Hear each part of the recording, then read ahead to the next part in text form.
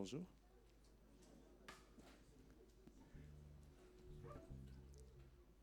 Bonjour. Soyez les bienvenus. Nous allons commencer notre culte maintenant. Je voulais juste vous dire que notre couple pastoral, Gérald et Hélène Reynaud, sont absents pour quelques jours. Ils sont partis en famille, donc voir aussi le frère à Gérald, Claude, qui est malade, et donc ils sont passés ils passent le voir la famille. Donc voilà, ils ne seront pas là pendant quelques jours. Cependant, nous sommes tous ensemble et le Seigneur, lui, est toujours là. Alors, nous allons commencer notre culte maintenant. Je vous invite à prier et puis je laisserai la place au chant et aux louanges pour que nous puissions vraiment rentrer dans la communion avec le Seigneur tous ensemble. Seigneur Tout-Puissant, nous te demandons vraiment de bénir, Seigneur, cette assemblée, de bénir ce rassemblement, Seigneur, en ton nom, Seigneur. Nous sommes venus pour te glorifier, pour t'élever, pour te remercier, Seigneur, parce que tu es vraiment celui qui bénit, Seigneur, celui qui délivre, celui qui enrichit, Seigneur, de sa présence, Seigneur, de sa bonté, de sa paix, Seigneur.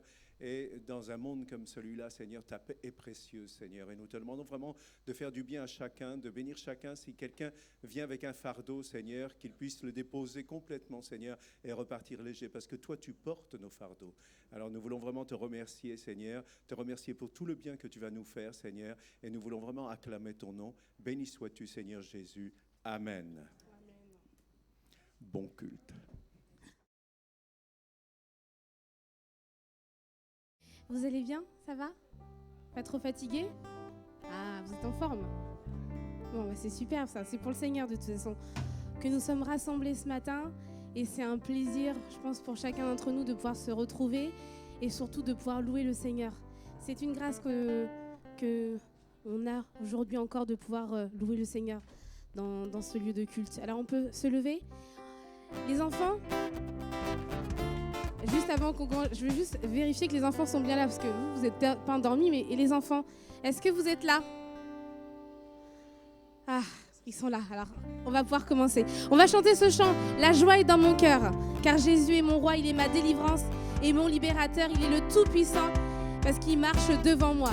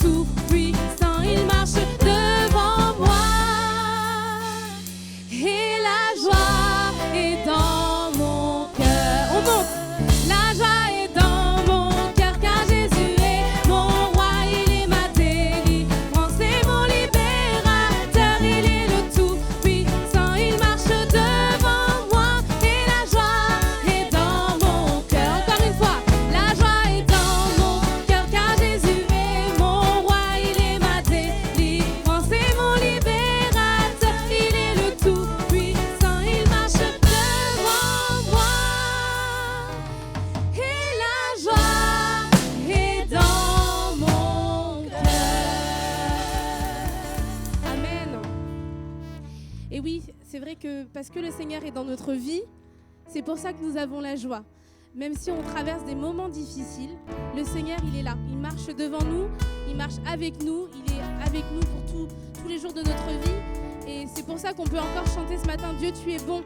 Et ta grâce envers nous dure à jamais. Amen.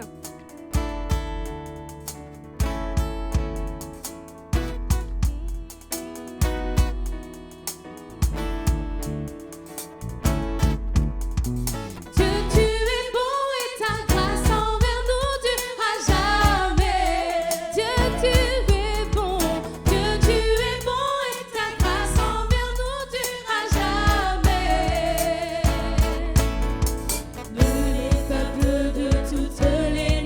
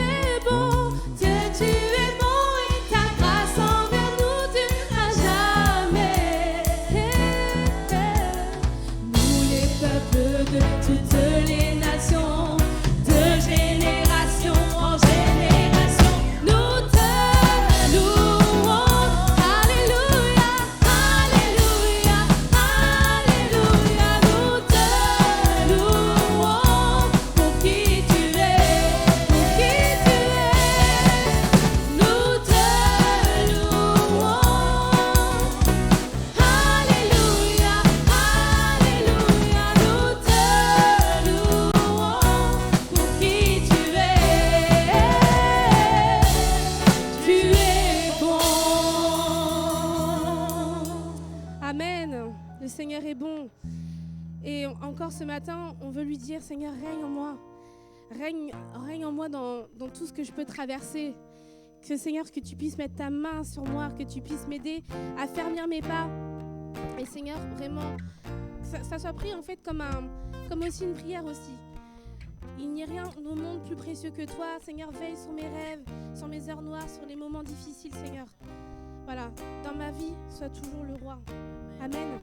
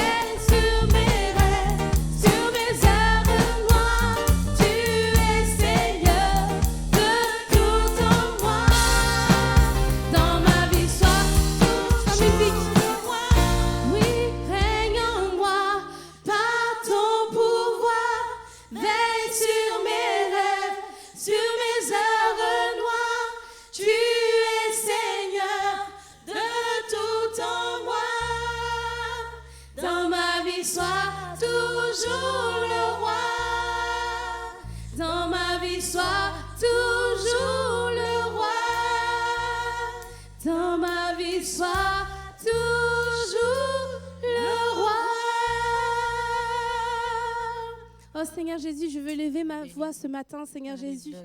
Parce que c'est vrai que tu es le roi des rois, Seigneur, le Seigneur des seigneurs. Et c'est vrai, Seigneur Jésus, vraiment, je veux que dans ma vie, tu sois le roi, Seigneur, celui qui règne sur tout ce qui peut se passer dans ma vie, Seigneur Jésus, que tu sois le premier, Seigneur Jésus.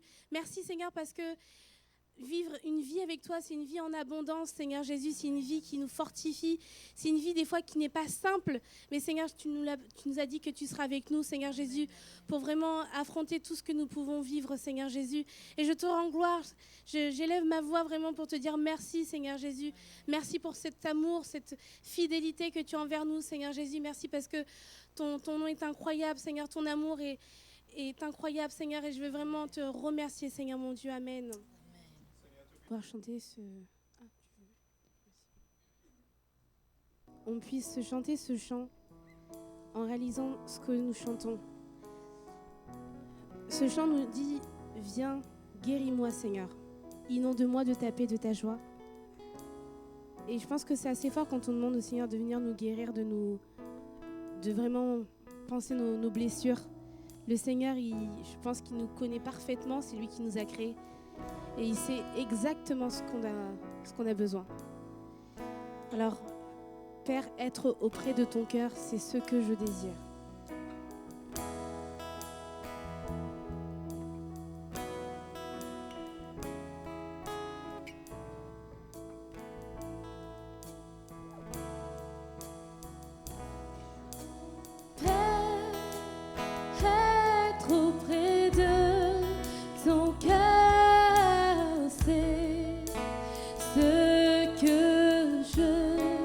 Désir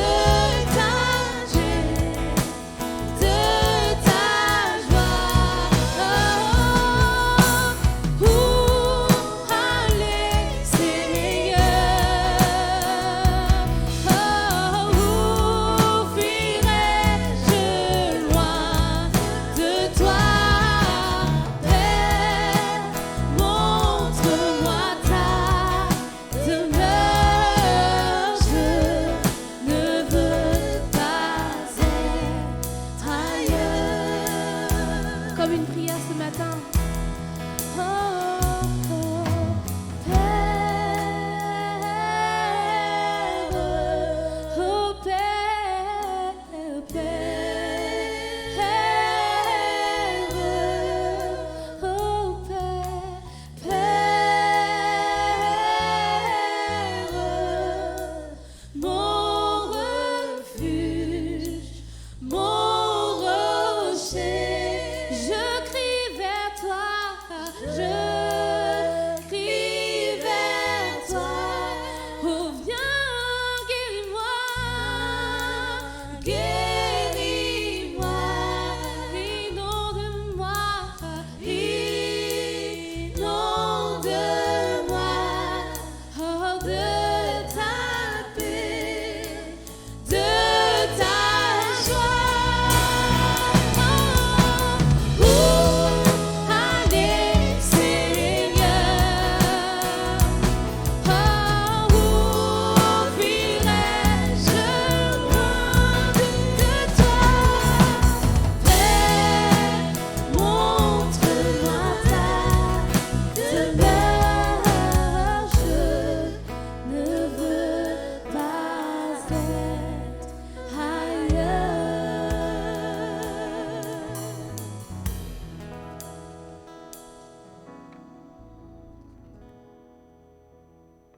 Non. Vous savez, ce qui est merveilleux, c'est que le Seigneur n'a pas attendu qu'on vienne à lui. C'est lui qui est venu vers nous. C'est lui qui a donné sa vie. Et encore ce matin, vraiment, notre reconnaissance va vers lui. Pendant ce temps, les offrandes vont passer dans nos rangs.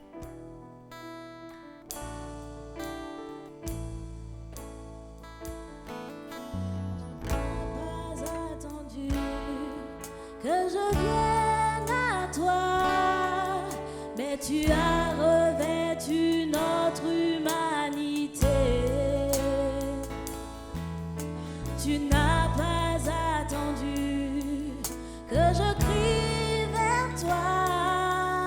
C'est toi qui m'as appelé le premier.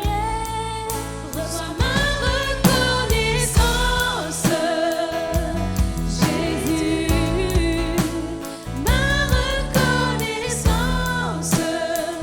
pour la croix, ma reconnaissance, Jésus, pour ta venue. Ton amour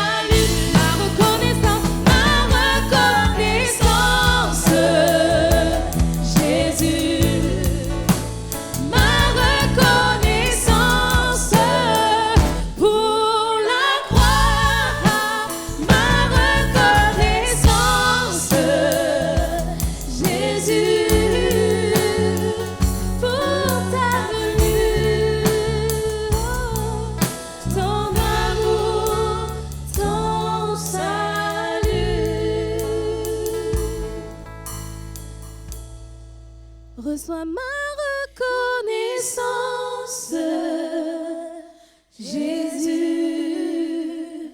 ma reconnaissance pour la croix, ma reconnaissance, Jésus,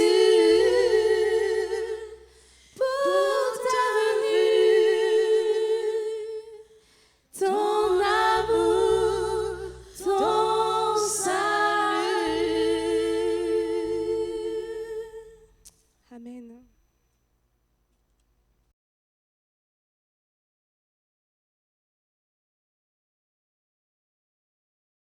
Tous. Je priais pour ces moments. Père, nous te remercions pour ces moments que tu nous permets de vivre ensemble en ta présence. Seigneur, nous célébrons, Seigneur, ton nom, Seigneur, et Seigneur, nous te demandons maintenant, Seigneur, de parler, Seigneur, au travers de ta parole, parce que nous avons besoin d'entendre ta parole. Et je te prie vraiment que chaque cœur puisse recevoir cette parole, Seigneur, que tu as prévu de donner ce matin. Vraiment que toute la gloire te revienne pour ces moments. Amen. Alors, j'ai intitulé ce message « Quand je suis faible, c'est alors que je suis fort ». Alors, vous aurez, je pense, pour beaucoup reconnu cette parole. C'est une parole de l'apôtre Paul que l'on retrouve dans sa 2e épître aux Corinthiens. On le verra un petit peu plus tard. Mais c'est avant tout un principe divin que Paul a découvert dans sa propre vie et dans le cadre de son ministère. Et j'aimerais partager cette vérité avec nous tous ce matin, afin que nous aussi, nous puissions aussi expérimenter cette vérité et la vivre par la foi. Alors, attendez, je vois, voilà. C'est ça, on va déjà regarder la définition du mot faiblesse. Qu'est-ce qu'entend Paul par faiblesse ? Alors, le mot faiblesse ici, je précise ici, dans ce contexte-là, vient du grec asténéia. Et ça signifie manque de force, faiblesse, infirmité du corps, due à une santé fragile, une maladie, une faiblesse de constitution, de l'esprit, qui se caractérise par un manque de force et de capacité pour comprendre, pour faire, pour contenir, pour supporter. Et d'ailleurs, j'ai découvert que, je ne savais pas, mais que le mot asthénie existe en français. Une personne qui est asthénique, c'est quelqu'un qui présente un état de faiblesse générale. Donc cette définition nous montre que la faiblesse fait partie de notre nature humaine et qu'il y a une part de fragilité dans chaque être humain. Ce n'est pas un péché, donc n'en ayons pas honte. Quand l'apôtre Paul nous dit « Quand je suis faible, c'est alors que je suis fort », c'est vrai que d'un point de vue humain, c'est paradoxal, c'est même illogique, mais c'est la logique de Dieu. Et c'est vrai que quand on apprend à connaître Dieu, on découvre que ses principes sont toujours à l'inverse des principes humains. Rappelons-nous ce qu'il nous dit dans Ésaïe au chapitre 55, versets 8 et 9. « Car mes pensées ne sont pas vos pensées, et vos voix ne sont pas mes voix, dit l'Éternel. Autant les cieux sont élevés au-dessus de la terre, autant mes voix sont élevées au-dessus de vos voix, et mes pensées au-dessus de vos pensées. » Et nous allons voir que ces critères de choix sont également à l'opposé des critères de choix humains. On va lire dans 1 Corinthiens au chapitre 1, versets 26 à 31. « Considérez, frères, que parmi vous qui avez été appelés, il n'y a ni beaucoup de sages selon la chair, ni beaucoup de puissants, ni beaucoup de nobles. Mais Dieu a choisi les choses folles du monde pour confondre les sages. Dieu a choisi les choses faibles du monde pour confondre les fortes. Et Dieu a choisi les choses viles du monde et celles qu'on méprise, celles qui ne sont point, pour réduire à néant celles qui sont, afin que nulle chair ne se glorifie devant Dieu. Or, c'est par lui que vous êtes en Jésus-Christ, lequel, de par Dieu, a été fait pour nous sagesse, justice et sanctification et rédemption, afin, comme il est écrit, que celui qui se glorifie dans le Seigneur. Amen. À l'inverse des hommes qui choisiraient des personnes qualifiées pour accomplir une mission, des personnes qui ont de l'expérience, qui ont déjà fait leurs preuves, Dieu, lui, il choisit des personnes faibles, des personnes insignifiantes aux yeux des hommes, pour accomplir son œuvre et manifester sa gloire à lui. Quand je suis faible, c'est alors que je suis fort. Le mot « fort » vient du grec « dounatos » et ça signifie capable, puissant, fort, en richesse et influence, fort dans l'âme pour supporter les épreuves. C'est également quelqu'un qui est fort spirituellement, qui est capable de faire quelque chose, qui excelle, qui a du pouvoir. En fait, au travers de cette définition, on a l'impression que dounatos, c'est la force parfaite. Ce serait quelqu'un qui serait physiquement, moralement, psychologiquement, spirituellement et activement fort. Et dans les Écritures, il n'est pas étonnant de découvrir qu'en fait, ce mot est employé uniquement pour parler de la puissance de Dieu.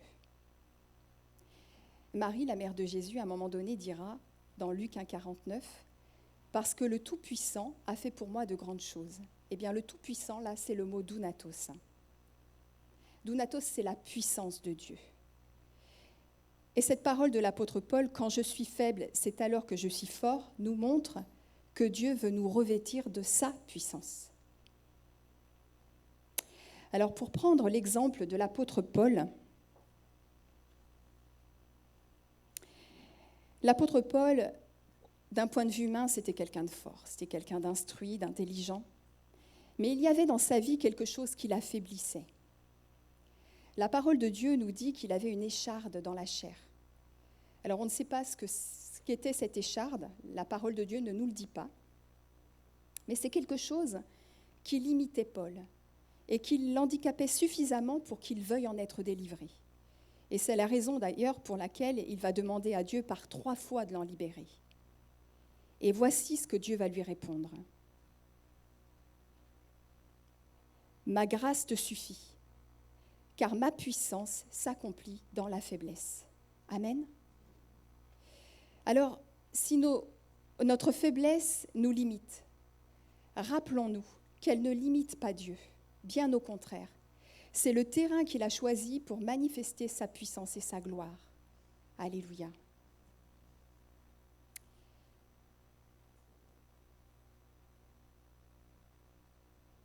Alors, l'avantage de cette écharde, c'est qu'elle gardera Paul dans l'humilité. Vous pourrez le lire, c'est au verset 7, dans 2 Corinthiens au chapitre 12, c'est au verset 7. Parce que Paul, avec toutes ses capacités et les révélations qu'il a eues de Dieu, il aurait facilement pu tomber dans l'orgueil et s'écarter du plan de Dieu pour sa vie. Et Paul l'avait bien compris.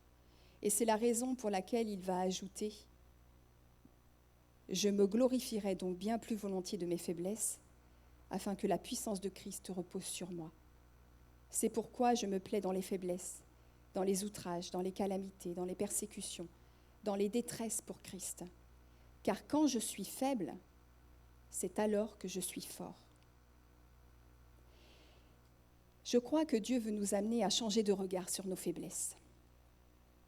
Il veut nous amener à nous appuyer sur lui, à compter sur sa grâce et à le laisser se glorifier au travers d'elle.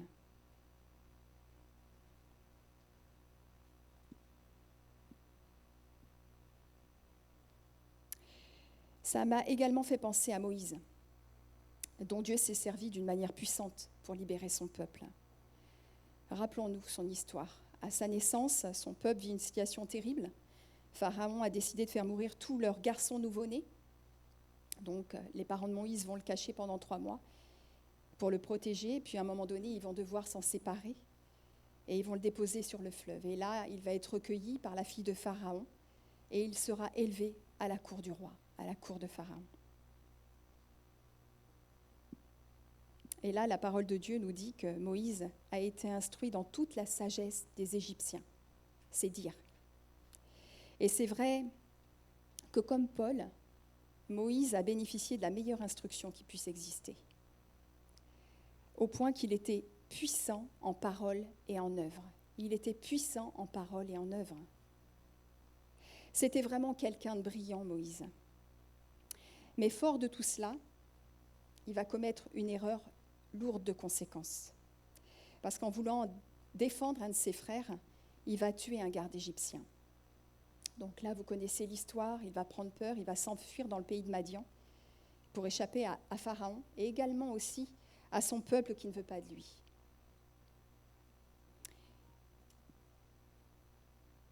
Et on retrouve Moïse, 40 ans plus tard, quand Dieu l'appelle à libérer son peuple. Ce n'est alors plus du tout le même homme, Moïse. Voilà ce qu'il va répondre à Dieu quand il lui demande d'aller vers Pharaon et de faire sortir son peuple d'Égypte. Qui suis-je ? Qui suis-je pour aller vers Pharaon et pour faire sortir d'Égypte les enfants d'Israël ? En fait, Moïse est en train de dire à Dieu qu'il s'est trompé de personne, qu'il n'est pas à la hauteur de cette mission. Je trouve là que Moïse fait preuve d'une grande humilité. Selon la définition du dictionnaire, l'humilité, c'est le sentiment, l'état d'esprit de quelqu'un qui a conscience de ses insuffisances, de ses faiblesses. Et c'est vrai que d'un point de vue humain, Moïse ne semble pas être l'homme de la situation. Il n'est pas le bienvenu en Égypte, il a été recherché pour meurtre par Pharaon, et les enfants d'Israël ne veulent pas de lui. Et pourtant, c'est lui que Dieu choisit, selon le principe que sa puissance s'accomplit dans la faiblesse. Gloire à Dieu. Voilà ce qu'il opposera aussi à Dieu. Voilà ce qu'il dira. « Ah Seigneur, je ne suis pas un homme qui ait la parole facile, et ce n'est ni d'hier, ni d'avant-hier, ni même depuis que tu parles à ton serviteur, car j'ai la bouche et la langue embarrassées. » Moïse est affaibli. Moïse a peur. Il a des difficultés à parler alors qu'auparavant il brillait par son éloquence. Alors c'est vrai que vous me direz que ça fait 40 ans, il s'est passé 40 ans, et que Moïse il a 80 ans. Malgré tout, Moïse il va vivre 120 ans. Et je crois qu'au-delà de son âge, je crois que ce sont les circonstances de sa vie et son péché aussi qui l'ont affaibli. Son meurtre, le rejet de ses frères, son exil, ça fait beaucoup pour un seul homme. Je remarque aussi que Dieu ne répond pas à sa question. Quand Moïse lui dit « Mais qui suis-je pour faire ce que tu me demandes ?» Dieu ne le rassure pas. Dieu ne lui dit pas « Allez Moïse, tu es quelqu'un de bien, tu es capable. » C'est très certainement ce que nous aurions fait à la place de Dieu, moi la première. Mais la seule réponse que Dieu lui donne, c'est la promesse d'être avec lui. « Je serai avec toi. » Pour Paul, ça a été « ma grâce te suffit ». Pour Moïse, c'est « je serai avec toi. Je t'enseignerai ce que tu auras à dire. » Je crois que comme Moïse, Dieu veut nous amener à ne pas focaliser sur nos faiblesses, sur nos incapacités, sur nos limites. Mais il veut nous amener à compter sur lui, sur ses promesses, sur sa puissance. Il nous demande d'avoir confiance en lui, de croire en sa parole quand il dit « ma puissance s'accomplit dans la faiblesse », quand il dit « quand tu es faible, c'est alors que tu es fort ». Et c'est ce que Moïse va faire. Il finira par faire taire ses angoisses, ses peurs, en s'attachant aux promesses de Dieu. Et c'est ainsi qu'il va expérimenter sa puissance. Que nous puissions, nous aussi, prendre exemple sur lui. Alors dans la Bible, il y a de nombreux exemples où Dieu a manifesté sa puissance dans la faiblesse humaine. J'ai également pensé à Gédéon. Gédéon, c'est le plus petit de sa famille. Sa famille est la plus petite dans Manassé, la plus petite famille dans Manassé. Mais c'est lui que Dieu a choisi pour délivrer son peuple de la main de Madian. Vous vous rappelez, il lui dira « L'Éternel est avec toi, vaillant héros ». Alors qu'en fait, Gédéon vit dans la peur, dans la crainte. Et il lui dira également, va avec la force que tu as. Alors, allons nous aussi avec la force que nous avons. On se souvient aussi de Pierre, qui, fort de son amour pour Jésus, lui promettait d'aller avec lui jusqu'à la mort. Et on sait que peu de temps après, Pierre a renié 3 fois Jésus. Et c'est au travers de cet événement douloureux, grâce à cet événement douloureux, qu'il va réaliser, que Pierre va réaliser ses limites et ses faiblesses. Et c'est à partir de ce moment-là que Dieu pourra l'utiliser en vérité, avec puissance. Jésus va lui faire grâce à Pierre. Il va le restaurer, il va le rétablir. Et fort de cette grâce, Pierre ne sera plus jamais le même homme. C'est quelqu'un qui comptera sur la grâce du Seigneur, qui se soumettra à son esprit et réalisera l'œuvre à laquelle Dieu l'a appelé.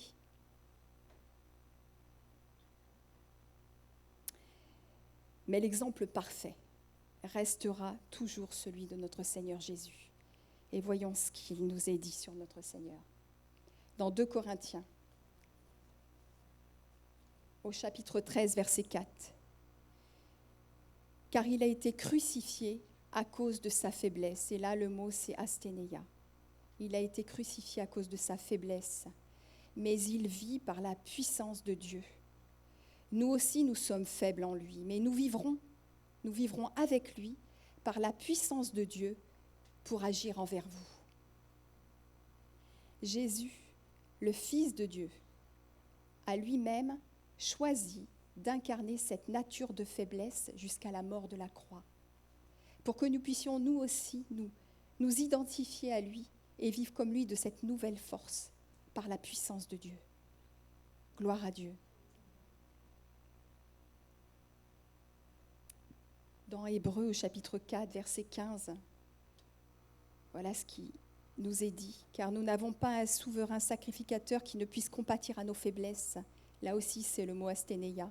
Au contraire, il a été tenté comme nous en toutes choses, sans commettre de péché. Approchons-nous donc avec assurance du trône de la grâce, afin d'obtenir miséricorde et de trouver grâce, pour être secourus dans nos besoins. Alors appuyons-nous sur notre Seigneur Jésus. Il est notre force. Je vais conclure par ces quelques mots. La faiblesse, toujours dans le contexte de l'apôtre Paul, de ce que dit l'apôtre Paul, fait partie de notre humanité. N'en ayons pas honte, ne focalisons pas sur elle, car sinon nous nous laisserons gagner par la peur. Mais gardons nos yeux fixés sur notre Seigneur et Sauveur. Et rappelons-nous que c'est précisément dans la faiblesse que la puissance de Dieu se manifeste pleinement. Amen. Je vais prier. Père, je te remercie. Nous te remercions tous pour cet enseignement, Seigneur. C'est vrai que nous avons chanté tout à l'heure, nous te louons pour qui tu es. Bien, voilà qui tu es aussi, Seigneur. Et nous voulons vraiment, Seigneur, rien écarter de ce que tu es. Nous voulons tout prendre, nous voulons mieux te connaître. Et je te remercie particulièrement pour ce message, Seigneur, où tu nous rappelles que c'est ton œuvre que tu vas accomplir, Seigneur, ce n'est pas la nôtre. Et c'est seulement avec ta puissance que tu l'accompliras. Et c'est uniquement ta gloire que tu veux manifester. Et je te remercie vraiment de nous rappeler cela ce matin, Père. Aide-nous. Aide-nous parce que nous avons besoin de toi, Père. Nous avons besoin d'apprendre à te faire confiance, à nous appuyer sur toi, à compter sur ta grâce. Nous avons besoin de ton esprit, Père. Nous avons besoin d'être revêtus de ton esprit. Merci vraiment parce que nous savons que tu es là, Seigneur, et que tu vas nous apprendre pas après pas à compter sur toi. Alors vraiment, que toute la gloire te revienne pour qui tu es, Père. Amen.